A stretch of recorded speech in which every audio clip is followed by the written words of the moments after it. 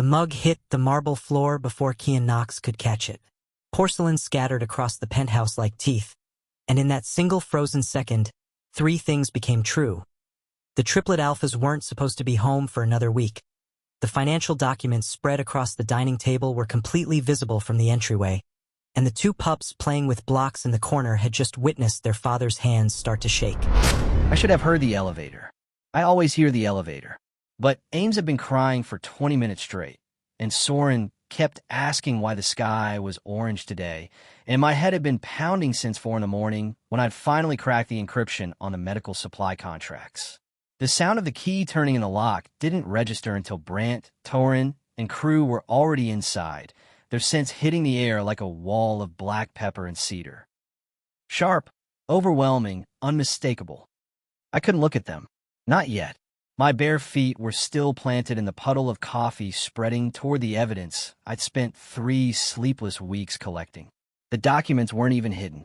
File folders labeled Knox Enterprises, Pediatric Division, sat in neat stacks beside my laptop, each one marking another thread in a web of corruption I'd traced back to someone they trusted.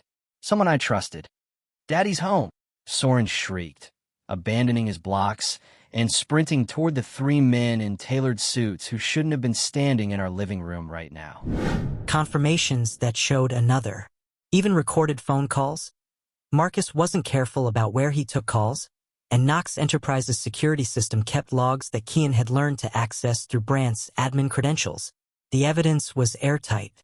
Any competent investigator would look at this and see exactly what Marcus had done. The problem was getting it in front of the right people without triggering the kind of response that would make everything worse. If Kian went to Brandt, Torin, and crew with this information, they would tear Marcus apart. Literally, probably. They would handle it the way they handled all threats to their family, with absolute force and zero tolerance for complexity. Marcus would disappear. The shell companies would be dissolved. The money would be recovered. And the entire medical supply division of Knox Enterprises would be flagged for federal investigation because that's what happened when bodies turned up and questions got asked. The clinics would lose their funding source entirely. The legitimate programs that Knox Enterprises supported, and there were several genuinely good initiatives that provided real help to communities that needed it, would be shut down while regulators tore through every transaction looking for other crimes. Kian couldn't let that happen. He wouldn't let Marcus's corruption destroy the good work being done by people who had nothing to do with the scheme. So he needed a different approach. Legal, quiet, surgical.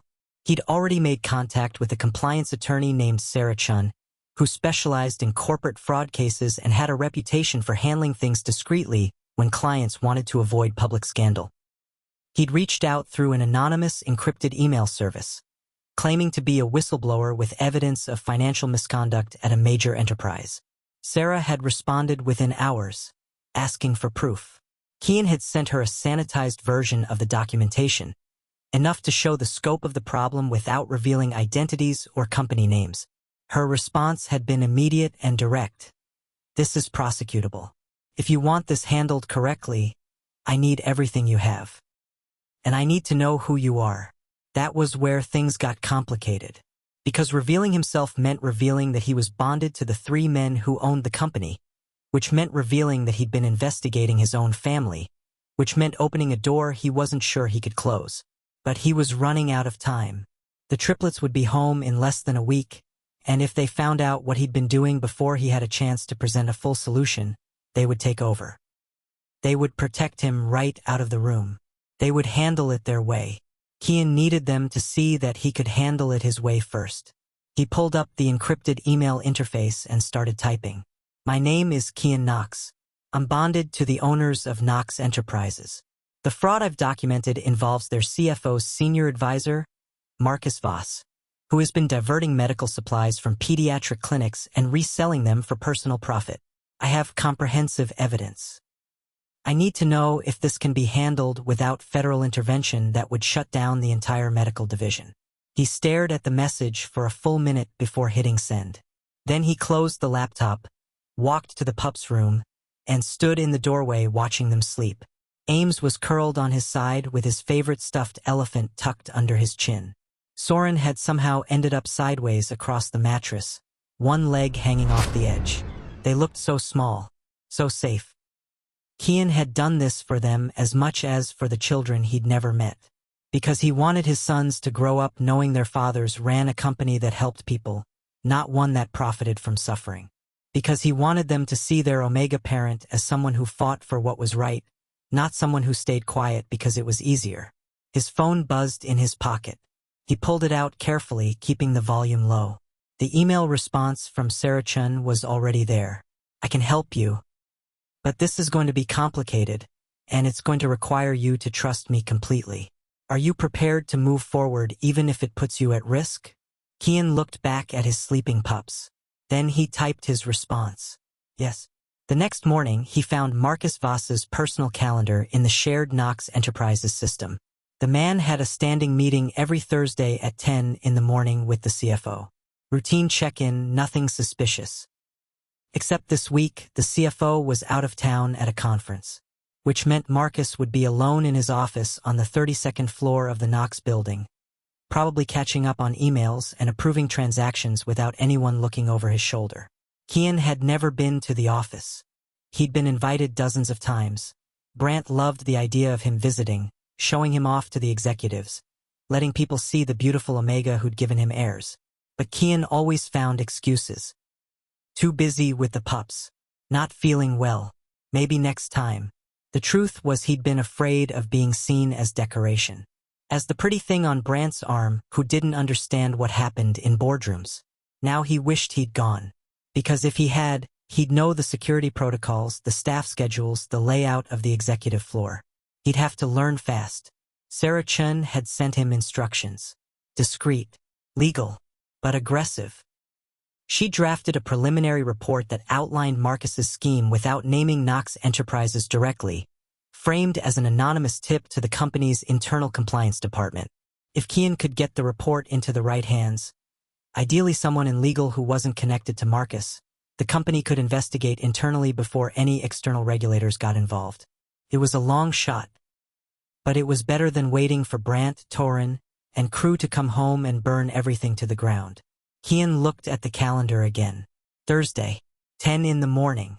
He had 72 hours to figure out how to walk into Knox Enterprises, deliver a compliance report to the right person, and walk out without Marcus noticing.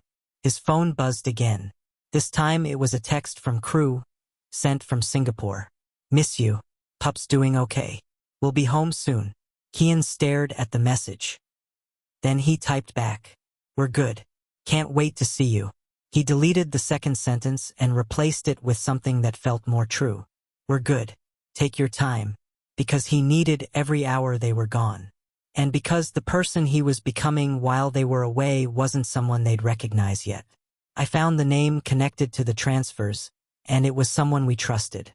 Kian Knox had never lied to his bonded alphas before the Singapore trip. Small omissions, sure. Selective truths. The kind of minor editing everyone does in relationships to avoid unnecessary conflict.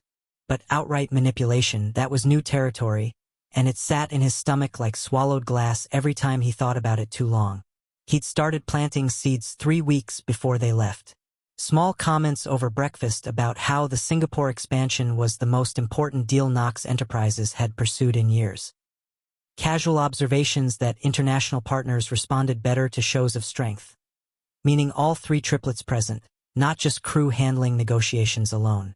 "You really think we all need to go?" Brant had asked one morning, scrolling through his tablet while Soren poured cereal onto the floor instead of into his bowl.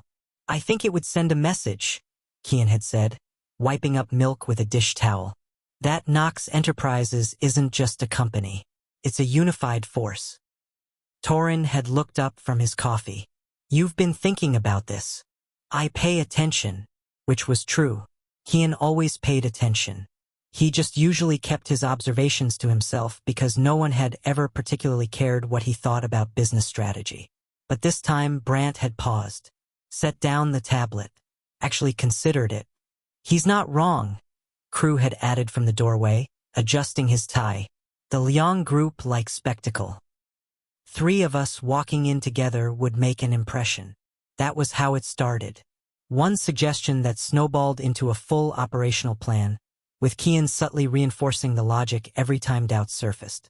He praised their teamwork. He pointed out how rarely they all traveled together anymore. He even suggested it would be good for the pups to have focus time with just him. No distractions, no work emergencies pulling their fathers away. The guilt had been crushing. Because they'd believed him. They trusted that he was thinking about what was best for the family and the company. Not calculating how many days he'd have alone to dismantle a criminal operation from inside their own organization. The night before they left, Brant had pulled him aside in the bedroom. "You sure you'll be okay? 3 weeks is a long time alone with the twins." "I'll be fine," Kian had said, and the lie had come so easily it scared him. "You call if you need anything. Doesn't matter what time it is over there." "I will." Torin had been quieter, watching Kian with that intense focus that usually meant he was reading micro-expressions. "You seem stressed. Just tired." Soren's been waking up at 5 every morning asking about clouds. Not entirely false. Soren did have a new obsession with meteorology. But the exhaustion came from staying up until 3 in the morning tracing financial transactions through offshore accounts. Crew had kissed him at the door, long and deep, his hand cupping the back of Kian's neck with possessive tenderness. "Miss you already." "Miss you too," Kian had whispered, and that part wasn't a lie. He did miss them. He missed them the second the elevator doors closed. He missed them while watching their car pull away from the building. He missed them while standing alone in the too quiet penthouse with 2 pups who didn't understand why all their daddies had left at once. But he couldn't let that stop him. Because if he waited for them to come home and handle this their way, Marcus Voss would disappear and the clinics would lose their funding and nothing would actually change except that Kian would still be the fragile Omega who needed protection from reality. "I needed them gone," he thought, staring at his reflection in the bathroom mirror after the pups were finally asleep that first night. "Not because I don't love them. Because I need to prove I'm more than what they think I am." The first week was the hardest. Establishing routines without the triplets, managing 2 energetic toddlers alone, staying awake long enough to research after bedtime, and fighting the constant urge to call them and confess everything. He didn't call. He sent cheerful texts with photos of the pups. He answered their video calls with smiles that probably looked genuine because he'd spent 4 years perfecting the art of looking fine when he wasn't. "You look tired," Brant had said during one call, his face pixelated on the screen. "Soren's been having nightmares." "It's fine." Another lie. Soren slept like a rock. Kian was the one having nightmares. Vivid, visceral dreams where he got caught accessing files he shouldn't have, where Marcus Voss showed up at the penthouse door with that gravel laugh and knowing eyes, where the triplets came home early and found everything before Kian could explain. By the second week, he'd made significant progress. He'd identified every shell company Marcus had created. He'd traced the money back to personal accounts. He'd documented communications that proved intent and coordination. He'd also made contact with Sarah Chen, the compliance attorney, and received confirmation that the case was prosecutable. She'd sent him a template for an internal compliance report that could trigger an investigation without involving federal regulators, assuming he could get it to the right person at Knox Enterprises. That was the problem. Kian didn't know who to trust inside the company. Marcus had been there for 6 years. He had relationships, allies, people who owed him favors. If Kian handed the report to the wrong person, it would disappear. Or worse, it would get back to Marcus before anyone could act on it. He needed someone outside Marcus's sphere of influence. Someone with authority but no loyalty to the CFO's office. Someone who would take the evidence seriously. After 3 days of research, he found her. Diana Frost, head of Knox Enterprises' Legal Compliance Division. She'd been hired 8 months ago from an outside firm, brought in specifically to audit internal processes after a minor regulatory violation in the real estate division. She reported directly to the board, not to the CFO. And according to every article Kian could find about her, she had a reputation for taking down corrupt executives regardless of how powerful they were. She was perfect. She was also completely inaccessible to a random Omega who'd never set foot in the Knox building. Kian spent 2 full days trying to figure out how to get a meeting with her. He couldn't just show up. Security wouldn't let him pass the lobby without an appointment. He couldn't email her directly. Everything was monitored, and if Marcus's people saw a message from Kian Knox to the head of compliance, alarms would go off. He needed a legitimate reason to be in the building, preferably one that wouldn't raise suspicion. The solution came from an unexpected place. Crew's assistant, a polished woman named Tandy who'd always been kind to Kian during the rare times he'd called the office, sent a routine email asking if he wanted to attend the annual Knox Enterprises Family Day event. It's mostly for employees' kids, the email read, but spouses and bonded partners are always welcome. Might be fun for the twins to see where their dads work. Kian stared at the invitation for 10 full minutes. Then he replied, "That sounds great. What day?" The response came back within an hour. "This Saturday. Starts at 11. I'll add you to the guest list." Perfect. Saturday was in 4 days. The triplets would still be in Singapore. Marcus would likely be at the office. He worked most weekends according to the calendar Kian had been monitoring. And Diana Frost would definitely be there. Knox Enterprises made a big show of executive visibility during family events. Photos for the website, PR opportunities, all hands on deck. Kian could attend with the Pups, blend in with the other families, and find a way to get Diana alone for 5 minutes. Just long enough to hand her a flash drive and say the words that would change everything. He started preparing immediately, printed the compliance report Sarah Chun had drafted, loaded it onto an encrypted USB drive, practiced what he'd say until the words felt natural instead of rehearsed. "I have evidence of financial fraud involving medical supply diversion. Marcus Voss is stealing from pediatric clinics. Everything you need is on this drive. Short, clear, impossible to misunderstand." The guilt came back in waves. Not about Marcus, he deserved whatever was coming, but about the triplets. About the fact that Kian was doing this behind their backs, making decisions that would affect their company without consulting them. They would be furious, or hurt, or both. But they would also have to face the fact that he was capable of handling something this complex. That he wasn't just the Omega who stayed home with the Pups. That he'd spent weeks doing what their entire internal audit team had apparently failed to do. On Thursday night, 3 days before Family Day, Kian's phone rang at midnight. He nearly dropped it in his panic. Late-night calls from the triplets usually meant emergencies. Deals falling apart, security issues, problems that required immediate attention. He answered on the second ring. "Hello. Hey, baby." Crew's voice warm and tired. "Did I wake you?" "No. I'm still up. You should be sleeping." "So should you." Crew laughed softly. "Can't. Brain won't shut off."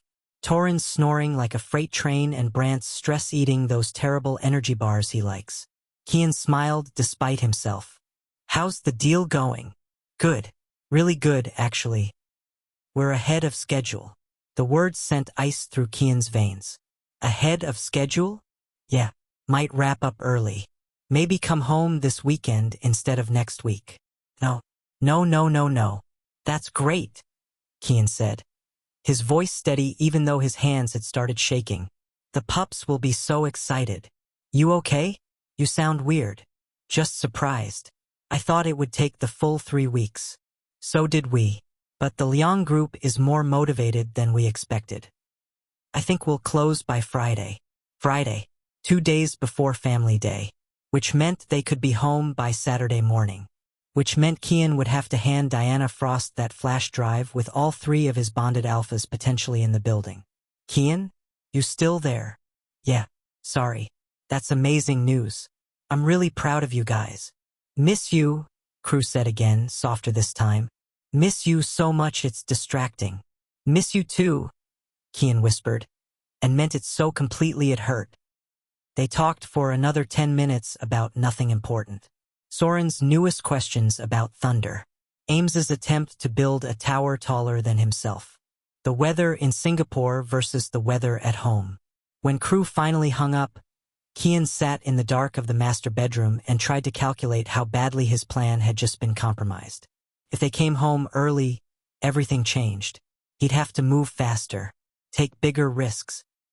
or abandon the entire operation and hope for another opportunity that might never come. He thought about the children in those clinics, the ones who needed ventilators that never arrived, the ones waiting for imaging equipment that got diverted to richer hospitals, the ones suffering because someone decided profit mattered more than lives. He thought about Marcus Voss's gravel laugh and custom suits and the way he'd held Soren on his lap like he was a good person. And he thought about the moment the triplets would walk through the door and see the evidence spread across the dining table and realize what he'd been doing for 3 weeks. The moment their plane took off, I started working. Now I had 72 hours to dismantle a crime empire from the inside. Saturday morning arrived with the kind of aggressive sunshine that felt personally hostile.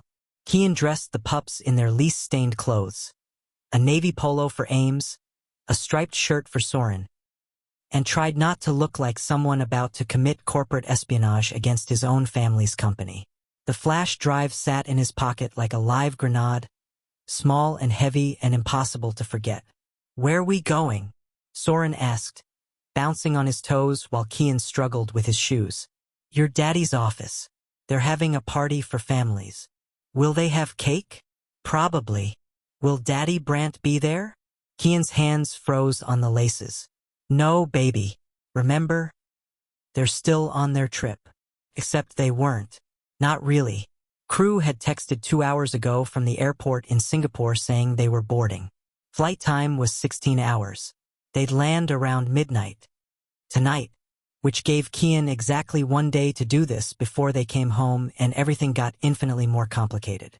The Knox building stood 73 floors tall in the financial district, all glass and steel and the kind of architectural arrogance that said we own this city.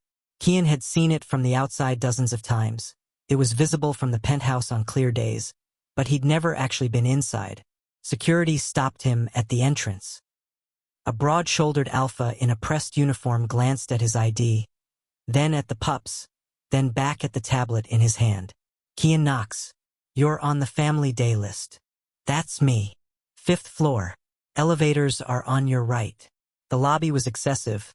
Marble floors, a waterfall feature that probably cost more than most people's houses. Abstract art that Kian didn't understand but assumed was expensive because it looked like someone had thrown paint at a canvas and called it genius. Ames gripped his hand tighter. "It's really big." "Yeah, it is." The elevator ride felt too fast. Kian's heart was doing something arrhythmic in his chest, and he kept touching the flash drive in his pocket to make sure it was still there. Stupid. Of course it was still there. But his brain couldn't stop checking. The 5th floor had been transformed into a carnival. Balloons everywhere. Face-painting stations. A magician performing tricks for a crowd of kids who shrieked with delight. Long tables covered with food that smelled like fried everything and sugar. Employees mingled with their families, looking relaxed in casual clothes instead of the business attire Kian usually associated with Knox Enterprises. He spotted a few people he recognized from the penthouse. Executives who'd attended dinner parties, assistants who dropped off documents, security personnel who nodded at him with professional courtesy. No one looked suspicious. No one looked like they were running a medical supply fraud scheme that was killing children. Soren made a beeline for the magician. Ames followed more cautiously, glancing back at Kian every few steps to make sure he was still there. "Go ahead," Kian said. "I can see you from here." He positioned himself near the food tables where he had a clear view of both pups and the elevator. Diana Frost would have to come through there eventually. All he had to do was wait. Except waiting felt impossible when his entire nervous system was screaming at him to run. His hands were sweating. His mouth was dry. He kept scanning the crowd for Marcus Voss, terrified he'd see that familiar face with its easy smile and dead eyes. Kian Knox. He spun around too fast, nearly knocking over a pyramid of cupcakes. A woman stood behind him, late 40s, sharp suit despite the casual atmosphere, dark hair pulled back in a way that meant business. Her expression was neutral but assessing, the look of someone who made judgments quickly and accurately. "Diana Frost," she said, extending a hand. "Head of Legal Compliance. We haven't met officially, but I've heard about you." Kian's brain short-circuited. She'd approached him, He hadn't even had to figure out how to engineer a private conversation. She just walked up. "Nice to meet you," he managed, shaking her hand. Her grip was firm. "Your boys?"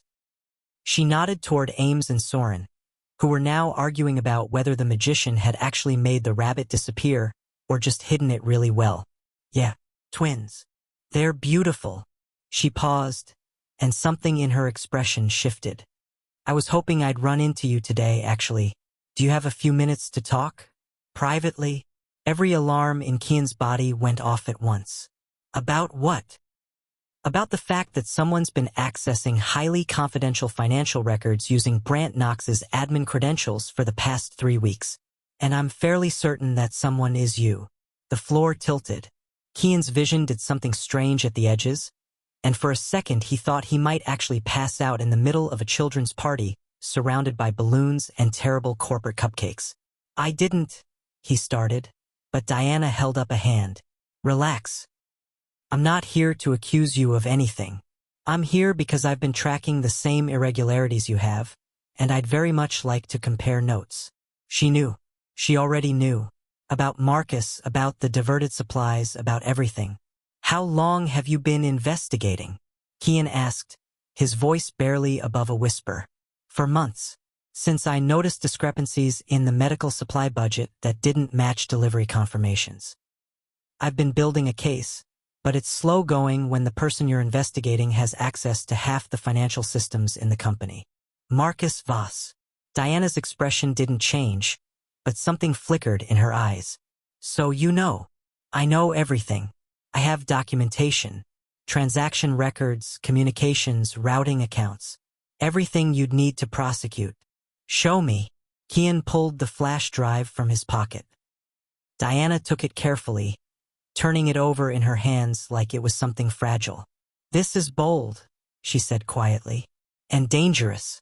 Does your family know what you've been doing?" "No. They're going to be furious." "I know." "Or impressed." She met his eyes. "Possibly both." She slipped the flash drive into her jacket pocket. "I'll review this tonight. If it's as comprehensive as you say, we can move forward Monday morning." Internal investigation. No federal involvement unless absolutely necessary. Marcus won't know what's happening until security is escorting him out of the building. Relief hit Kian so hard he had to grip the edge of the table. "The clinics. We'll get their equipment. I've already drafted fund reallocation proposals. The second Marcus is gone, we redirect everything back to its intended recipients. Quietly, efficiently." "Why didn't you come to me sooner?" Kian asked. Diana's smile was thin. "Because I wasn't sure whose side you were on. You're bonded to the 3 men who own this company. For all I knew, you were complicit. And now I think you're the bravest person I've met in a long time. Or the most reckless. Possibly both." Soren's voice cut through the noise. "Daddy, the magician says he can make me disappear." Kian turned, his heart still hammering. "That sounds dangerous, baby." "It's magic." Diana laughed softly. "Go be with your boys. I'll handle the rest." "But Kian." She waited until he was looking at her again.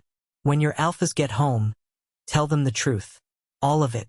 They deserve to know what you did. And why." He nodded, even though the thought of that conversation made him want to vomit. Diana walked away, disappearing into the crowd with the flash drive that contained everything Kian had worked for. He watched her go, then turned back to the pups, who were now attempting to convince the magician to teach them actual sorcery. His phone buzzed. A text from Brant. "Landed early. Be home in 3 hours. Can't wait to see you." 3 hours. Kian had 3 hours before they walked through the door and saw whatever was left of his carefully constructed deception. He knelt down next to Ames, who'd abandoned the magic show in favor of constructing a tower out of napkins. "You okay, Daddy?" Ames asked, looking up with those serious eyes that always saw too much. "Yeah, baby. I'm okay. It wasn't a lie this time. Or maybe it was." Kian wasn't sure anymore. "The evidence was worse than I'd imagined.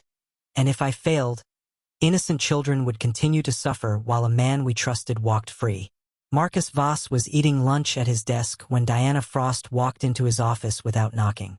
Kian watched through the building's security feed from Diana's laptop, his heart climbing into his throat. She'd called him an hour after Family Day ended, voice tight with urgency. "I need you to see this. Come to my office. Now." So he'd left the Pups with the building's childcare service, a luxury perk for executive families that he'd never used before, and taken the elevator to the 68th floor where Diana's office overlooked the entire city like a watchtower. "You hacked the security cameras?" Kian asked, staring at the screen. "I'm head of compliance. It's not hacking when I have authorization." Diana leaned forward, her expression sharp. "Watch." On screen, Marcus looked up from his salad, irritation flickering across his features. Diana sat down across from him, calm and controlled, her hands folded on the desk between them. "We need to talk about Summit Healthcare Solutions," Diana said, her voice clear through the audio feed. Marcus's face went very still. "I'm not familiar with that company." "Really? Because you're listed as the registered agent, along with Meridian Medical Distribution and Apex Pediatric Supply." Kian watched Marcus's jaw tighten, watched him set down his fork with deliberate precision. "I consult for several medical companies. It's not unusual. It is when those companies exist only to divert equipment from pediatric clinics." Diana slid a folder across the desk. "I have transaction records, shipping manifests, communications that show you've been stealing from children for 2 years." Marcus opened the folder. His hands were steady, but Kian could see the calculation happening behind his eyes, weighing options, measuring consequences, deciding whether to fight or flee. "This is circumstantial," Marcus said finally. "None of this proves intent. The encrypted emails prove intent. The offshore accounts prove intent. The fact that you're about to lie to me right now proves intent." Marcus closed the folder. When he looked up, his expression had changed into something cold and empty. "Who brought this to you? Does it matter?" "It matters because I'd like to know which amateur detective just destroyed their own life." Kian's hands curled into fists. Diana glanced at him, a silent warning to stay quiet. On screen, Diana leaned back in her chair. "Here's what's going to happen. You're going to resign effective immediately. You're going to sign a full confession. And you're going to cooperate with the financial restitution process that will redirect funds back to every clinic you stole from." Marcus laughed, that gravel in disposal sound that used to seem charming. "Or what? You'll go to the board? They won't believe you. I've been here 6 years. You've been here 8 months. I'll go to the Knox brothers. And we both know what happens then." The laughter died. Marcus's face went pale. "You wouldn't. Try me." Silence stretched between them, thick and dangerous. Kian could barely breathe. This was the moment everything either worked or collapsed completely. Marcus stood up slowly, smoothing his suit jacket with hands that shook just slightly. "I want immunity from prosecution." "No. Then I want." "You want nothing. You get nothing. You sign the papers, you disappear, and maybe the Knox brothers don't find out where you live." Marcus stared at her for a long moment. Then he reached into his desk drawer. Diana's hand moved to something under her jacket. Kian's entire body went rigid, but Marcus only pulled out a pen. He sat back down, pulled the confession toward him, and signed his name in sharp, angry strokes. "You have no idea what you've done," he said quietly. "I know exactly what I've done.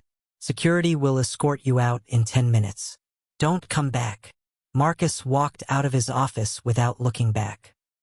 The door closed with a soft click that sounded like finality. Diana exhaled slowly, then turned to Kian. "It's done. Just like that. Just like that. He knows he's beaten. Men like Marcus always know when the game's over." She closed the laptop. "Now comes the hard part." "What hard part?" "Telling your family what you did." Kian's stomach dropped. The triplets would be home in less than 2 hours. He hadn't prepared what to say. Hadn't figured out how to explain 3 weeks of deception without making it sound like betrayal. "They're going to think I don't trust them," Kian said quietly. Do you? The question hung in the air like smoke. Kian wanted to say yes immediately, wanted to defend the bond that connected him to three men who'd sworn to protect him forever. But the truth was more complicated. He trusted them with his life. He trusted them with his children. He just didn't trust them to see him as an equal. I trust them, Kian said finally. I just don't trust them to let me be who I need to be. Diana nodded slowly. Then that's what you tell them. The truth. All of it. Kian left her office with the weight of what came next pressing down on his shoulders like atmosphere. The pups were waiting in childcare, building blocks into towers and knocking them down with gleeful destruction. Daddy! Soren crashed into his legs. We made a castle. I see that, baby. You ready to go home? The drive back to the penthouse felt too short. Every red light was a countdown. Every block closer was one less moment of peace before the confrontation he'd been avoiding for 3 weeks. When the elevator doors opened to the penthouse, Kian heard voices immediately. Deep, familiar, coming from the living room.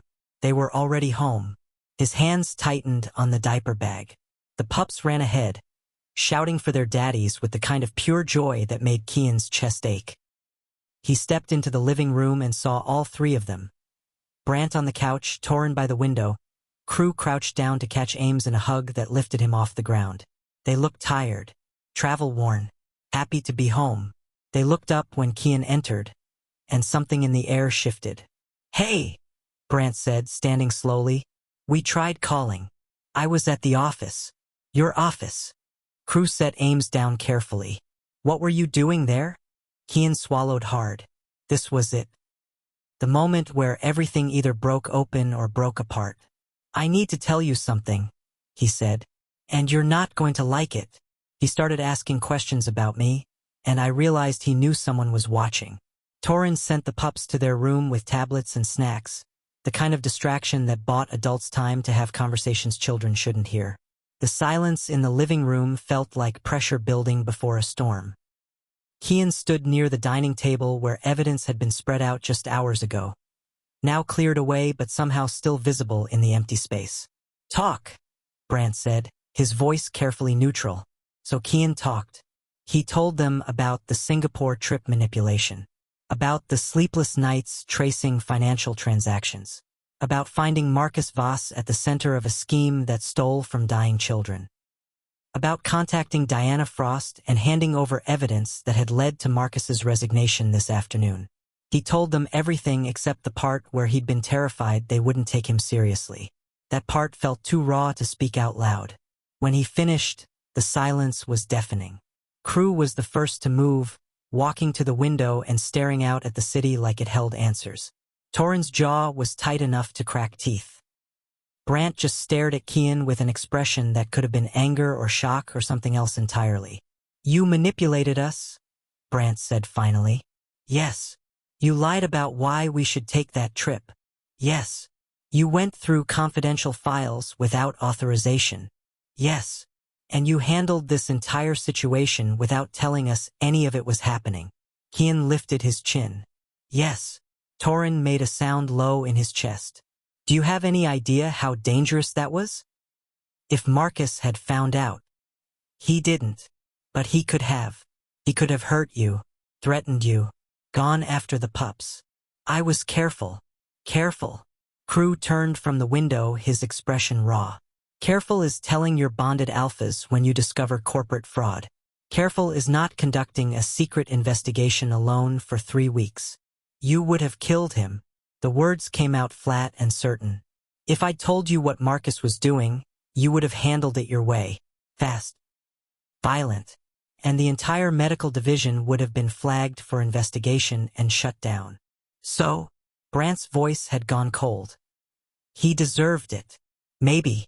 But the clinics didn't deserve to lose their funding source. The patients who depend on Knox Enterprises for legitimate care didn't deserve to suffer because one man was corrupt. That's not your decision to make. Why not? Kian's voice rose despite his effort to stay calm. Why is it your decision but not mine? Because I'm in Omega? Because I stay home with the pups? Because you've spent 4 years treating me like I'm too fragile to understand how the world works. The temperature in the room dropped 20 degrees. Crew closed his eyes. Torin's hands flexed like he wanted to hit something. Brant's expression went very carefully blank. Is that what you think? Brant asked quietly. That we don't respect you? I think you love me. I think you'd die for me. I think you've built a beautiful life for our family. Kian's throat felt tight. I also think you've never once asked me what I'm capable of. You just decided I needed protection and built a cage out of good intentions. We were trying to keep you safe, Torin said, his voice rough. I know, but being protected can feel like being erased. Crew turned back to them, his face stricken. Kian, I needed you to see me, Kian interrupted. Not as something breakable. As someone who could handle hard things. Someone who could fight for what's right even when it was scary. Someone who could be your partner, not just your Omega. The words hung in the air like a confession. Brant moved first, crossing the space between them in 3 strides. For a second, Kian thought he was angry. Then Brant's hand came up to cup his face, gentle despite the tension radiating through his body. You could have been hurt, Brant said, his thumb brushing across Kian's cheekbone. And we wouldn't have known. We wouldn't have been able to protect you. I didn't need protection. I needed time. To do what? Prove something. To prove I could. Torin made that sound again. Somewhere between frustration and something that might have been awe. He moved closer, his bulk somehow reassuring instead of threatening. You took down a senior executive using financial forensics and legal strategy, while caring for 2 toddlers. Alone. Diana helped at the end. Diana Frost is terrifying, Crew said, his voice still rough. The fact that she was impressed enough to work with you says everything. Kian looked between the 3 of them, trying to read expressions that kept shifting like water. Anger to confusion to something else he couldn't name. Are you going to punish me? He asked quietly. Brant's laugh was sudden and sharp. Punish you? Kian, I don't even know what to. He stopped, running a hand through his hair. I'm furious that you put yourself at risk. I'm hurt that you didn't trust us enough to tell us. And I'm so impressed I don't have words for it. That makes 4 of us, Torin muttered. Crew moved closer, completing the circle around Kian like they were trying to contain him or hold him up. He couldn't tell which. What you did was reckless and brilliant and absolutely terrifying. Don't ever do it again. Which part? Any of it. All of it. If you find evidence of corruption, you tell us immediately. We'll figure it out together. Will you listen? Kian asked. Or will you just handle it? The question hung heavy between them. Brant's hand was still on Kian's face, warm and steady. We'll listen. I swear to God, we'll listen. And what about the next time I want to understand something about the business? Or attend a board meeting? Or have an opinion about strategy? Then you'll do those things, Torin said firmly. Because apparently we've been idiots who didn't realize we had a genius living in our penthouse. I'm not a genius. You tracked offshore accounts through shell companies while managing 2 toddlers, Crew said flatly. That's either genius or witchcraft. Possibly both. Kian felt something loosen in his chest. Tension he'd been carrying for so long he'd forgotten it had weight. So you're not angry? Oh, we're furious, Brant said. But we're also proud. And confused. And a little bit scared of you now. Good, Kian said quietly. You should be. Torin laughed, sudden and genuine. There he is. There who is? The person we fell in love with. The one who stood on that balcony in a thunderstorm and argued with Brant about economic policy for an hour. The one who told Crew his charm was obvious and therefore boring. The one who looked at all 3 of us and said yes anyway. Kian blinked hard against the burning in his eyes. I thought you wanted someone softer. We wanted you, Crew said. We just forgot to ask what you wanted. The apartment was quiet except for the distant sound of cartoons from the Pups room. The city lights stretched out beyond the windows, infinite and indifferent. I want to matter, Kian said finally. Not just as a parent or a bonded mate. As myself. You matter, Brant said, his voice raw. You've always mattered. We just did a terrible job of showing it. The lawyer had asked Kian one question that terrified him. Are you prepared to risk your relationship to do this? Standing in the living room with three alphas who looked at him like they were seeing him for the first time, Kian finally had his answer. Some risks were worth taking. Some cages needed to break open, even when they were built from love. The panic attack hit at 2 in the morning. Kian woke up gasping, his chest tight like someone had wrapped bands around his ribs and pulled. The room was dark. The bed was empty. Somewhere in the penthouse, he could hear low voices. The triplets, probably still awake, probably still processing everything he'd told them. He tried to breathe normally. His body refused to cooperate. 3 weeks of stress had been building like water behind a dam, held back by sheer force of will and the desperate need to see this through. Now that it was over, now that Marcus was gone and the evidence was delivered and the truth was spoken, his body decided to collapse. His hands shook. His vision blurred at the edges. His heart was doing something arrhythmic and terrible that made him think maybe this was it. Maybe this was how it ended. Not with violence or discovery, but with his own body betraying him in the dark. He managed to get out of bed, stumbling toward the bathroom. His reflection in the mirror looked like a stranger. Hollow eyes, sharp cheekbones. The weight loss that had been gradual enough to ignore suddenly looked dangerous. When had he last eaten a full meal? When had he last slept more than 3 hours straight? The door opened. Torin stood in the hallway, his expression shifting from confusion to alarm in the space of a heartbeat. Kian? Can't breathe. Kian managed, his voice thin. Torin was across the room in seconds, his hands on Kian's shoulders, steady and grounding. Look at me. Just look at me. You're okay. Don't feel okay. I know. But you are. You're safe. You're home. Nothing bad is happening right now. Kian tried to focus on Torin's face. The strong jaw, the dark eyes that usually held violence but now held only concern. His breathing was still wrong, still too fast, but Torin's presence was like an anchor. Breathe with me, Torin said quietly. In for 4. Hold for 4. Out for 4. They breathed together, Torin's chest rising and falling in exaggerated movements that Kian could mirror. Slowly, painfully, his body started to remember how to function. There you go, Torin murmured. That's it. I'm sorry, Kian whispered. For what? Having a panic attack? That's not something to apologize for. For everything. For lying. For... Stop. Torin's hands moved to cup Kian's face, forcing eye contact. You spent 3 weeks carrying weight that should have been shared. Your body is just catching up. Let it. Brant appeared in the doorway, his hair disheveled, concern written across his features. What's wrong? He's okay, Torin said. Just overwhelmed. I'll get water. Brant disappeared, returning seconds later with a glass that Kian accepted with trembling hands. Crew joined them last, his presence filling the bathroom doorway. All of us showing up probably isn't helping. It's fine, Kian said, even though the attention made him feel exposed. It's not fine. Brant's voice was rough. We should have noticed you were struggling. We should have. You were in Singapore, Kian interrupted, because I sent you there. Still. We should have known something was wrong. Kian took a shaky sip of water. Can we not do this right now?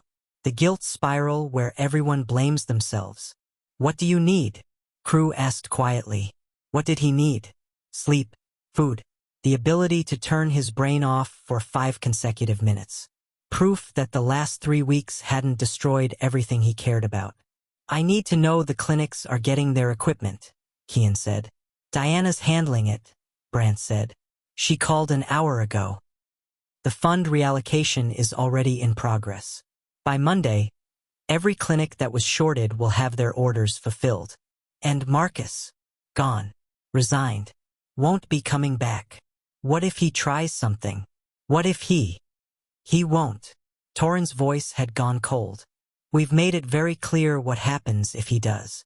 Kian didn't ask what that meant. He wasn't sure he wanted to know. The water helped. The breathing exercises helped. The presence of 3 alphas who looked at him like he was something precious instead of something broken. That helped most of all. "I'm tired," Kian said finally. "I'm so tired I can't think straight." "Then sleep," Crew said. "We'll watch the Pups in the morning. You're not getting out of bed until noon at the earliest." "I can't just." "You can. You will." Brant's tone left no room for argument. "You've been running on fumes for weeks. It ends now." They guided him back to bed like he was fragile. Maybe he was. Maybe 3 weeks of stress and fear and determination had worn him down to something that needed careful handling. Torrin stayed on his left, Brant on his right. Crew settled at the foot of the bed, his hand wrapped around Kian's ankle like an anchor. "We're not going anywhere," Torrin said quietly. "We're right here." Kian closed his eyes. For the first time in weeks, sleep came easily. He woke to sunlight and the sound of cartoons in the distance. His phone showed 1:15 in the afternoon. He'd slept for 11 hours straight. The apartment smelled like bacon and coffee. When Kian emerged from the bedroom in rumpled clothes and bedhead, he found all 3 triplets in the kitchen. Brant was cooking. Torrin was helping Ames build a block tower on the living room floor. Crew had Soren on his shoulders, narrating everything like he was a sports commentator. "And Soren Knox goes for the ceiling fan. Will he make it?" The crowd holds its breath. Soren shrieked with laughter, reaching for the fan that was definitely too high to touch. Brant looked up from the stove. "You're awake. You're cooking. Don't sound so shocked." "I can cook." "You never cook." "Yeah, well, today felt like a day for new things." He slid a plate across the counter. Bacon, eggs, toast that was only slightly burned. "Eat." Kian ate. The food tasted like normalcy, like a future where things might actually be okay. His phone rang at midnight. A known number. Against every instinct, he answered. Silence on the other end, then a click. Wrong number, probably. But his hands were shaking when they were coming home. The mug slipped from Kian's fingers before his brain registered what was happening. It was Tuesday morning, 72 hours after the triplets had come home, and they'd asked him to walk them through the entire investigation one more time. Not because they didn't believe him, because they wanted to understand the scope of what he'd accomplished alone. So Kian had spread the documents across the dining table, the ones Diana Frost had returned after copying them for Knox Enterprises' internal records. Transaction histories, shell company registrations. Communications that proved Marcus Voss had built a system designed to steal from children. He was reaching for his coffee when he saw Brant's expression change. Saw the exact moment comprehension moved from intellectual understanding to emotional recognition. The mug fell, porcelain shattered. Coffee spread across marble like dark proof of something breaking open. "This is..." Brant stopped, his hand hovering over a page of transaction records. "Kian, this is extraordinary." "It's just documentation." "No." Torrin picked up another folder, scanning the contents with increasing focus. "This is comprehensive financial forensics. This is the kind of analysis our audit team should have caught years ago." "They didn't want to look," Kian said quietly. "Marcus was good at hiding things, and people trust people they like." Crew was reading the communications log, his jaw getting tighter with each line. He was laughing about it. "Look at this email." He's literally joking with his contact about redistributing resources to more profitable channels. "Children died because of those jokes," Kian said, his voice flat. The silence that followed was heavy enough to crush. Brant set down the papers carefully, like they might explode. Then he did something Kian never expected. He moved around the table, dropped to one knee in front of Kian, and looked up at him with an expression that might have been reverence. "I'm sorry," Brant said. "For what?" "For not seeing you. For treating you like you needed protection instead of partnership. For building a life where you felt like you had to hide who you are to be taken seriously." Kian's throat went tight. "Brant, I'm not finished." Brant's hands came up to rest on Kian's thighs, grounding and careful. "You spent 3 weeks doing something I'm not sure I could have done. You kept our family safe, saved children we've never met, and took down a corrupt executive without destroying the company. You did it alone because we made you feel like you had to. I chose to do it alone. Because we never gave you another choice. Torin moved closer, his presence solid. We loved you so much we forgot to respect you. That's not. Kian stopped, because actually that was exactly it. They'd loved him completely and respected him conditionally. And the difference between those things had been slowly suffocating him for 4 years. Crew knelt too, joining Brant on the floor like they were making some kind of vow. What do you need from us? Tell us how to fix this. I don't need you to kneel, Kian said, his voice shaking. I just need you to see me. We see you, Brant said firmly. Finally. Completely. We see you. What do you see? The question was a test. Kian knew it. They knew it. Torin answered first. I see someone who taught himself financial forensics while caring for toddlers. Someone who manipulated 3 trained strategists into leaving the country so he could work without interference. Someone who looked at a corrupt system and decided to dismantle it surgically instead of burning it down. I see someone brave enough to risk everything for what's right, Crew added. Someone smart enough to build a legal case that would hold up in court. Someone strong enough to carry weight that would have broken most people. Brant's hands tightened on Kian's legs. I see my partner, my equal. The person I should have been consulting on business decisions from the beginning. Someone who makes us better just by being exactly who you are. Kian blinked hard against the burning in his eyes. You're not angry? I'm furious, Brant said. At myself. At the situation you were in. At Marcus for being such a piece of... He stopped himself. But I'm not angry at you. I'm in awe of you. We all are, Torin said quietly. The broken mug lay forgotten on the floor. Coffee had stopped spreading. In the distance, cartoons played while the pups remained oblivious to the fact that their family was being rebuilt from the foundation up. I need you to promise me something, Kian said finally. Anything, Crew responded immediately. Next time I want to understand something about the business, you explain it. You don't simplify it or protect me from it. You treat me like someone capable of handling complexity. Done, Brant said. And if I have ideas about strategy or operations, you listen. Really listen. Not just humor me and then do what you were planning anyway. Absolutely, Torin agreed. And if I want to attend board meetings or meet with executives or learn about supply chain logistics, you make that happen.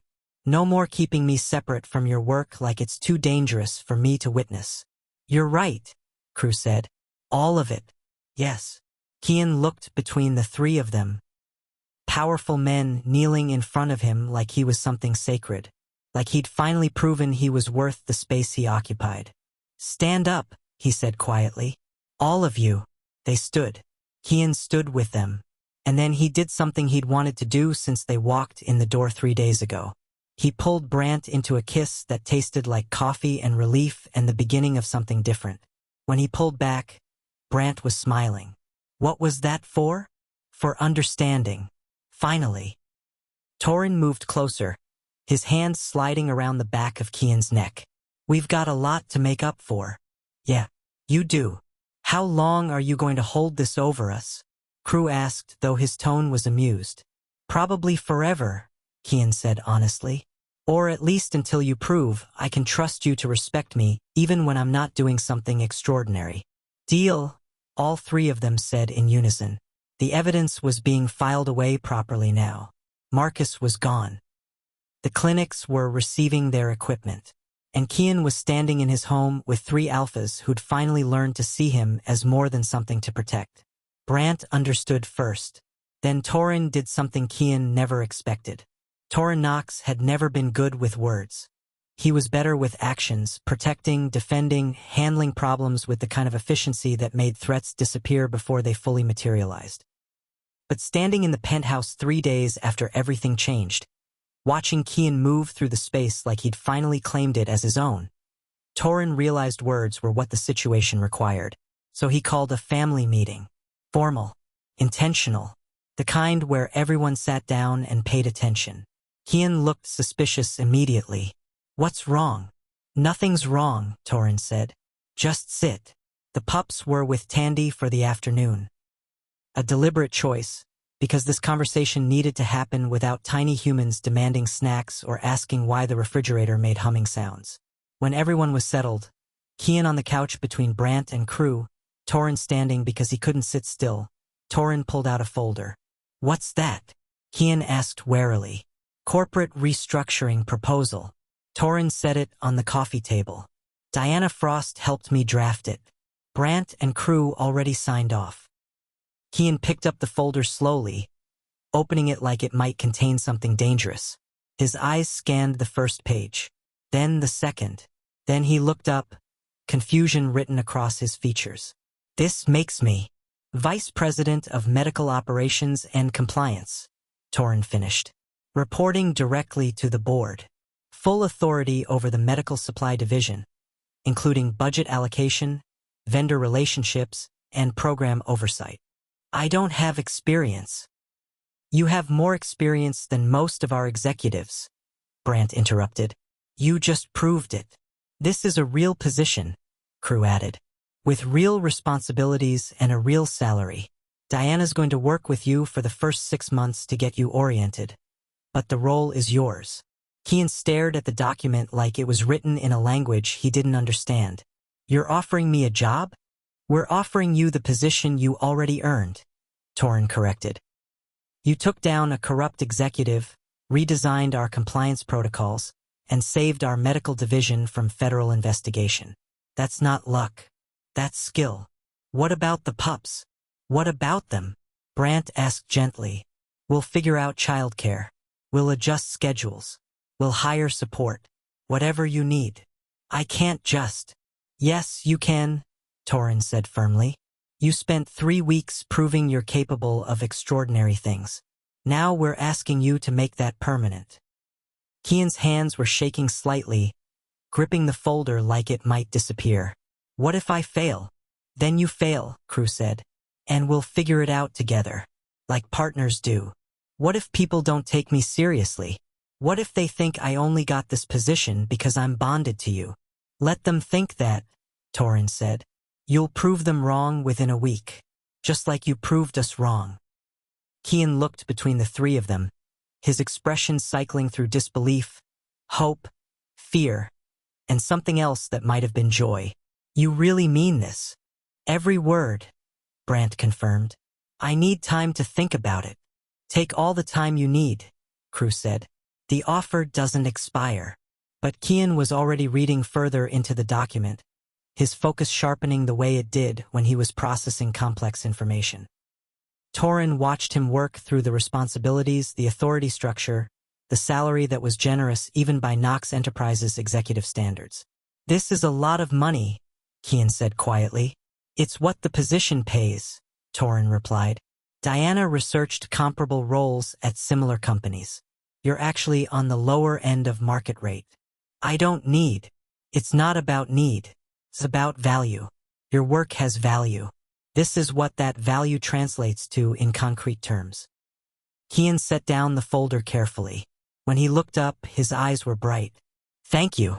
Don't thank us yet, Brant said. Wait until you're 3 months in and drowning in budget meetings. I can handle budget meetings. We know you can, Crew said, smiling. That's why we're doing this. The rest of the afternoon was spent discussing logistics, childcare options, schedule flexibility, whether Kian wanted an office at Knox Enterprises or preferred to work remotely. Diana had already started assembling a team that would report to him, people she'd vetted personally, people who had no connection to Marcus Voss or his network. By the time Tandy brought the pups home, Kian had signed the acceptance letter. Ames and Soren crashed through the door like tiny hurricanes, demanding attention and snacks and explanations for why clouds were white sometimes and gray other times. Daddy got a job, Soren announced proudly, though he'd only just been told. A job doing what? Ames asked seriously. Helping people, Kian said simply. Making sure kids who need medical equipment actually get it. That's good, Ames said, nodding like he understood the weight of that responsibility. That night, After the pups were asleep and the penthouse was quiet, Kian stood by the window overlooking the city. The lights stretched out endlessly, each one representing lives being lived in ways he'd never witness. Brant joined him, sliding an arm around his waist. "You okay?" "Yeah, I think I am." "Any regrets?" Kian considered the question. 3 weeks of deception. Panic attack at 2 in the morning. A confrontation that could have ended badly but somehow hadn't. A job offer that felt like recognition and terror in equal measure. "No regrets," he said finally. "I did what I needed to do." "I'm proud of you," Brant said quietly. "I need you to know that, not just for taking down Marcus, for fighting to be seen. I shouldn't have had to fight." "No, you shouldn't have. We failed you and I'm sorry." "I know." Kian leaned into him, letting the familiar scent and warmth ground him. "But you're fixing it. That matters." Torin and crew joined them at the window, completing the circle. For people who'd been bound together by chance and were choosing each other deliberately now. "I've been thinking," Crew said, his tone careful. "Dangerous," Torin muttered. Crew ignored him. "We should take a real trip. All of us. Somewhere the pups would love. Somewhere we can just be a family without work or stress or medical supply fraud." "Where would we go?" Kian asked. "Wherever you want. You choose." Kian smiled. "I'll think about it. Think fast.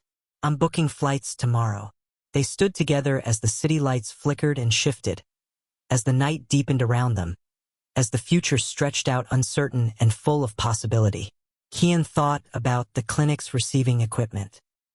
About children who would live because someone decided profit wasn't more important than lives. About the fact that he'd spent 3 weeks being exactly who he needed to be, and his family had finally seen him for it. "I never needed you to see me as strong," Kian said quietly, his words falling into the space between them like truth. "I only needed you to finally see me." The room was silent except for the distant hum of the city below. Then Brant kissed his temple. Torin's hand tightened on his shoulder. Crew's arm wrapped around his waist from behind. "We see you," all three of them said, voices overlapping. "We finally see you." And standing in that moment, surrounded by the men who'd learned to love him correctly, in a home that finally felt like his own, with a future that included purpose beyond parenthood, Kian Knox understood what it meant to be whole. If you enjoyed this story of quiet courage and delayed justice, subscribe to the channel and turn on notifications so you never miss the next chapter. Drop a comment sharing a time when you had to fight to be seen for who you really are. Your story might inspire someone else who needs to hear it. And if this story moved you, share it with someone who needs to know that strength doesn't always look like power. Sometimes it looks like persistence. Sometimes it looks like patience. Sometimes it looks like an Omega standing in a penthouse with evidence spread across the table, waiting for the people who love him to finally understand what he's capable of. Thank you for being here.